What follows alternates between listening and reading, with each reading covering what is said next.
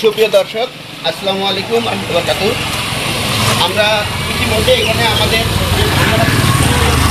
এই যে গত যে 2 দিনের যে বৃষ্টিটা গেল, এই 2 দিনের বৃষ্টিতে এই রাস্তাটা ভাঙতে আপনারা জানেন এখানে টোটাল একটা মানুষ যাওয়ার মতো কায়দা হয়ে গেছে। এই রাস্তাটা কখন যে ভেঙে যাবে আসলে এটা বলা খুব মুশকিল। আপনারা জানেন যে সামনে ঈদ আসতেছে। এই ঈদের মধ্যে আমরা জানি যে এটা হলো রংপুর শহরের একটা বাইপাস রাস্তা, যেটা ঢাকা থেকে যে গাড়িগুলি যায় তারা কিন্তু এই রাস্তা ব্যবহার করে, মাহিগঞ্জ জেবিসন রাস্তা ব্যবহার করে তারা মডার্ন রোডে ওঠে। যার কারণে এই রাস্তাটা অতি গুরুত্বপূর্ণ একটি রাস্তা।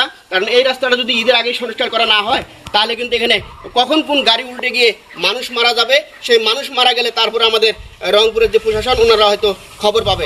আমি চাই এই ভিডিওর মাধ্যমে রংপুরের মানুষ মারা যাওয়ার আগে অন্তত এই রাস্তাটার কাজ হবে এই আশা ব্যক্ত করে আজকে বিদায় দিচ্ছি।